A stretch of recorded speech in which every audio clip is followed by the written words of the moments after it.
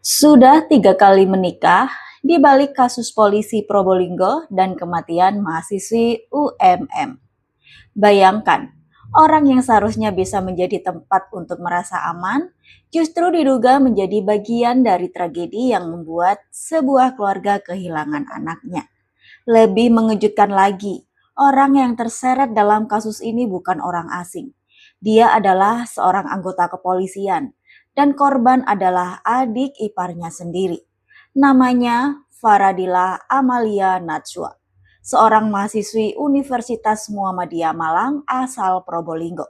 Kasus ini kemudian berkembang menjadi perkara pembunuhan yang menyeret Bribka Agus Sulaiman dan Sujitno sebagai terdakwa. Tetapi ada satu fakta dari latar belakang Bribka Agus yang sempat membuat publik bertanya-tanya. Sebelum menikah dengan kakak korban, dia disebut sudah 3 kali berstatus duda. Lalu, bagaimana sebenarnya hubungan pria ini dengan keluarga korban? Apa yang terjadi sebelum Faradila ditemukan meninggal? Dan mengapa kasus yang awalnya penuh tanda tanya ini akhirnya sampai ke meja persidangan? Mari kita ikuti kisahnya dari awal. Dan saya ingatkan, cerita ini bukan untuk menghakimi seseorang berdasarkan rumor. Kita akan berpegang pada fakta yang diberitakan dan fakta yang terungkap dalam proses hukum. Faradila Amalia Najwa adalah seorang mahasiswi UMM. Usianya masih sangat muda. Ia berasal dari Kecamatan Tiris, Kabupaten Probolinggo. Di usia ketika banyak anak muda sedang memikirkan kuliah, masa depan, pekerjaan, dan impian, Faradila justru harus kehilangan kesempatan untuk menjalani semuanya. Pada Desember 2025, masyarakat dikejutkan dengan penemuan jasad seorang perempuan di aliran sungai di kawasan Jalan Raya Purwosari, Pasuruan. Korban kemudian diketahui sebagai Faradila. Dan dari sinilah rangkaian penyelidikan dimulai. Yang membuat kasus ini semakin mengejutkan, penyidik kemudian mengarah kepada seseorang yang ternyata memiliki hubungan keluarga dengan korban, yaitu kakak iparnya sendiri. Ketika identitas Bribka Agus mulai menjadi perhatian publik, latar belakang kehidupannya ikut terungkap. Menurut keterangan yang dimuat Detik Jatim Desember 2025, sebelum menikah dengan Husnawiyah, kakak kandung Faradila, Bribka Agus disebut sudah 3 kali berstatus duda. Sementara Husnawiyah disebut belum pernah menikah sebelumnya.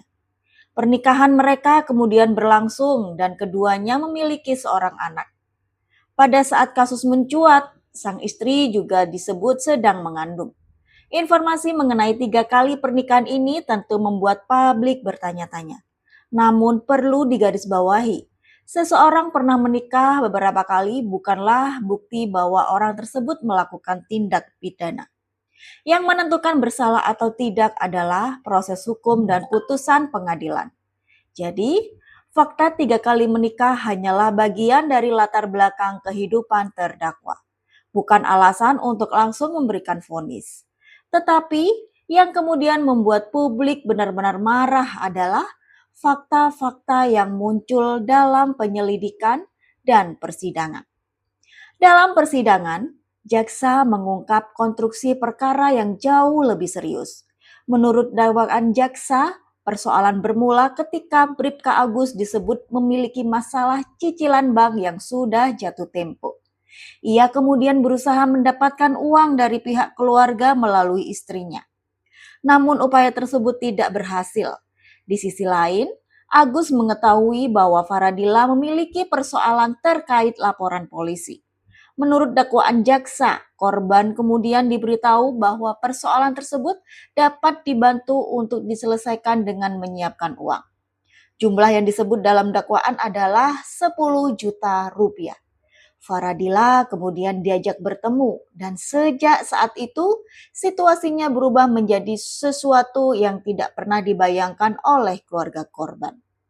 Dalam dakwaan yang dibacakan di persidangan, jaksa menyebut bahwa pada 14 Desember 2025, korban dijemput dan kemudian dibawa menggunakan kendaraan.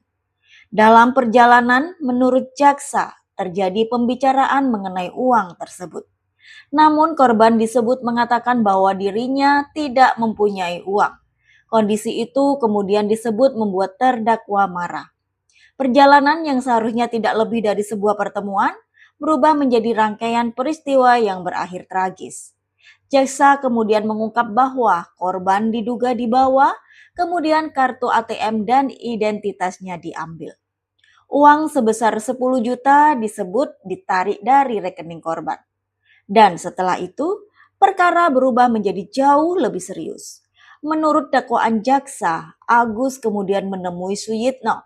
Keduanya kemudian didakwa terlibat dalam rangkaian pembunuhan tersebut. Coba bayangkan posisi keluarga Faradila, orang yang mereka kenal, orang yang berada di lingkungan keluarga, justru menjadi terdakwa dalam kasus yang menyebabkan seorang anak perempuan mereka meninggal dunia. Pertanyaan terbesar tentu bukan lagi soal uang, tetapi mengapa semua ini harus terjadi? Mengapa persoalan yang sebenarnya bisa diselesaikan dengan cara lain justru berakhir dengan hilangnya nyawa seorang perempuan muda?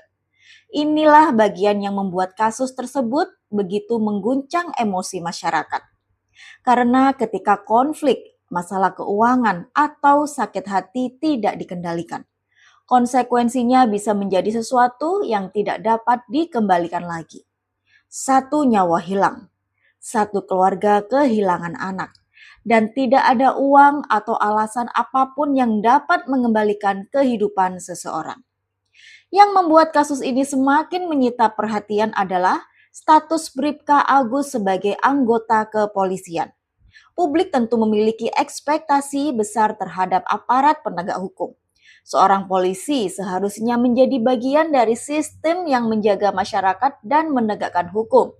Karena itu, ketika seorang anggota kepolisian justru terseret perkara pidana berat, kepercayaan masyarakat tentu ikut dipertaruhkan. Namun di sisi lain, proses hukum harus tetap berjalan. Polda Jawa Timur sebelumnya menyatakan bahwa Agus telah ditetapkan sebagai tersangka setelah penyidik mengantongi alat bukti yang dinilai cukup. Suditno kemudian juga ditangkap dan menjadi terdakwa dalam perkara ini. Pada perkembangan berikutnya, motif perkara juga mulai terungkap dalam proses hukum.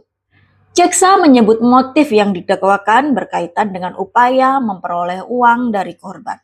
Sementara sebelumnya kepolisian menyampaikan bahwa penyidikan menemukan motif berupa sakit hati dan keinginan menguasai harta korban. Jadi, penting bagi kita untuk tidak mencampur adukkan berbagai tahap informasi. Apa yang disampaikan penyidik pada tahap awal, kemudian apa yang muncul dalam dakwaan, dan apa yang nantinya diputuskan hakim adalah bagian dari proses hukum yang harus kita ikuti. Karena pada akhirnya hakimlah yang akan menentukan berdasarkan fakta dan alat bukti di persidangan. Dan sekarang kita sampai pada bagian yang paling penting, bagaimana perkembangan kasusnya. Per Agustus 2026 perkara ini masih berjalan, sidang pembacaan tuntutan yang seharusnya berlangsung pada 12 Agustus 2026 kembali ditunda. Kejaksaan mengatakan surat tuntutan masih disusun dengan mempertimbangkan fakta-fakta yang terungkap selama persidangan. Penundaan tersebut disebut menjadi penundaan kedua. Majelis hakim kemudian memberikan waktu sekitar 2 minggu untuk sidang berikutnya. Keluarga korban sendiri diketahui menginginkan hukuman maksimal.